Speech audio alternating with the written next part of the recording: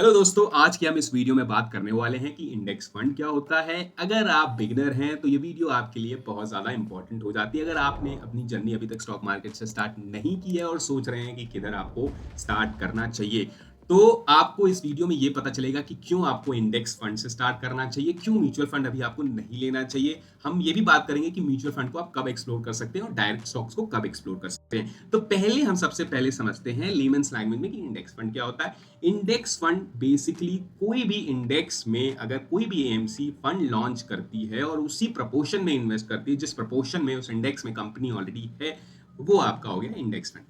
तो जैसा कि आपने देखा होगा, निफ्टी 50 क्या है? निफ्टी 50 एक इंडेक्स है जिसके अंदर देश की टॉप 50 कंपनीज है। जूनियर 50 कंपनीज या निफ्टी नेक्स्ट 50 कंपनीज जो हैं वो भी एक इंडेक्स है। वो नेक्स्ट 50 कंपनीज का इंडेक्स है जो कि निफ्टी 50 में जाने का कंटेंडर है। मतलब कि अगर कोई कंपनी टॉप 50 कंपनीज अच्छा परफॉर्म नहीं करती तो नेक्स्ट 50 से वो कंपनी निफ्टी 50 के इंडेक्स में चली जाती है। ऐसे ही हमारे पास मिड कैप के भी हैं, स्मॉल कैप के भी और माइक्रो कैप। तो अभी हम समझ लेते हैं कि हमें इंडेक्स फंड से क्यों अपनी जर्नी स्टार्ट करनी चाहिए। तो देखिए, जितने भी एक्टिव म्यूचुअल फंड्स मार्केट में अवेलेबल हैं, large cap, small cap, flexi cap, multi cap, जितने भी हैं, सबका एक बेंचमार्क होता है। डिपेंड करता है कि वो किस कैटेगरी में है। अगर लार्ज कैप है तो लार्ज कैप बेसिकली अपना जो बेंचमार्क रखता है वो जनरली निफ्टी 100 ही रहता है। उसका मतलब निफ्टी 100 कैसा परफॉर्म कर रहा है और उसके अगेंस्ट उस म्यूचुअल फंड ने कैसा परफॉर्म किया है। तो ये हो गया है उसका परफॉर्मेंस। उससे कंपेयर करते हैं, वो उनका बेंचमार्क होता है। वो कोशिश करते हैं कि उस बेंचमार्क को बीट करें। पर अगर आप देखेंगे मार्केट में more than 90% of the active mutual fund लंबे समय में 5 साल, 10 साल, 15 साल की, 20 साल की अवधि में अगर हम देखें तो एक्टिव म्यूचुअल फंड बेंचमार्क को बीट नहीं कर पाते। जो कि अगर निफ्टी 50 की बात करूं तो 12% का आपको रिटर्न मिलता है, मिड कैप में आपको करीब 15%, स्मॉल कैप में करीब 18% का रिटर्न देखने को मिल जाता है। ये रिटर्न्स आपको इंडेक्स देता है। आप जब अपनी एसआईपी म्यूचुअल फंड की जगह इंडेक्स फंड में स्टार्ट करते हैं तो आपको यहाँ पे टाइमिंग की कोई टेंशन या कोई भी दिक्कत नहीं होती, कोई भी प्रेशर नहीं। मार्केट ऊपर है, मार्केट नीचे, जिस तरीके से मार्केट परफॉर्म करेगा उसी तरीके से आपका पोर्टफोलियो भी परफॉर्म करेगा अगर आप इंडेक्स में इन्वेस्टेड हैं। अगर मैं बात करूं इंडेक्स फंड को, तो इंडेक्स फंड बहुत ही नॉमिनल कॉस्ट पे अवेलेबल होता है। 0.2 0.3% का इसका एक्सपेंस रेशियो है। वही अगर मैं कंपेयर करता हूं किसी भी एक्टिव म्यूचुअल फंड तो वो आपका 0.9 से लेकर करीब 2% तक के भी एक्सपेंस रेशियो हमें देखने को मिलते हैं।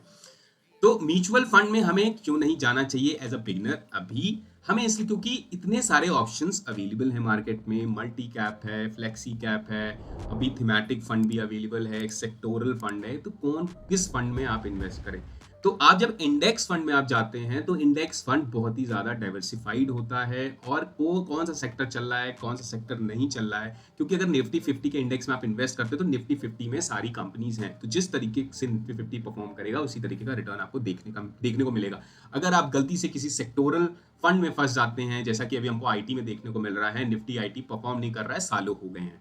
उसी ये सेक्टर और ये साइकिल ये आपको समझना पड़ेगा। अगर आप सेक्टर में इन्वेस्ट करना चाहते हैं, डेडिकेटेडली आप एक सेक्टर पे बेट करना चाहते हैं, तो हम समझ लेते हैं कि अभी डायरेक्ट स्टॉक से अभी आपको क्यों दूर रहना चाहिए। मैं नहीं बोल रहा हूं कि डायरेक्ट स्टॉक सीखिए मत, डायरेक्ट स्टॉक आप डेफिनेटली सीखिए और समझिए। अगर आपके पास 100 रुपए है इन्वेस्ट करने के लिए तो मेरा सजेशन ये रहेगा कि 90% आप इंडेक्स फंड से स्टार्ट करिए और 10% जो है आपका, 10% से आप डायरेक्ट स्टॉक्स में देख सकते हैं, खेल सकते हैं, समझ सकते हैं, गेम देख सकते हैं कि गेम को कैसे खेला जाता है, कैसे समझा जाता है। तो आप वहां पे जाके आप अपना एक पोर्टफोलियो बना सकते हैं, एक सैटेलाइट पोर्टफोलियो बना सकते हैं। उस 10% से खुद मैनेज कर सकते हैं, सीख के समझ के कि, और फिर आप उसको over a period of time compare करिए कि क्या आप खुद एज अ फंड, जब आप अपना खुद का फंड मैनेज करेंगे तो आप भी एक फंड मैनेजर ही कहलाएंगे अपने लिए। तो आप एक फंड मैनेजर होंगे जो खुद के लिए खुद का फंड मैनेज कर रहा है। आप वो देखिए, क्या आप वो 10% के कैपिटल से, क्या आप उस जिस इंडेक्स फंड में आपने इन्वेस्ट किया, क्या आप उसको बीट कर पा रहे हैं over a long period of time. आपको कम से कम 3 साल देना पड़ेगा एनालाइज करने के लिए।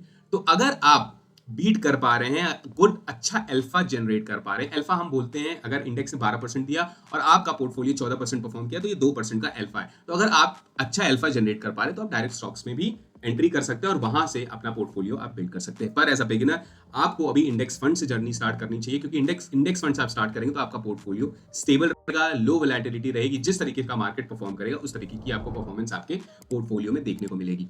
उम्मीद करता हूं कि मैंने आपका कोई कंफ्यूजन, इससे रिलेटेड कोई कंफ्यूजन रहा हो तो मैं दूर कर पाया हूं। अगर वीडियो आपको अच्छी लगी हो तो चैनल को जरूर सब्सक्राइब करें। Till then bye bye, see you in my next video.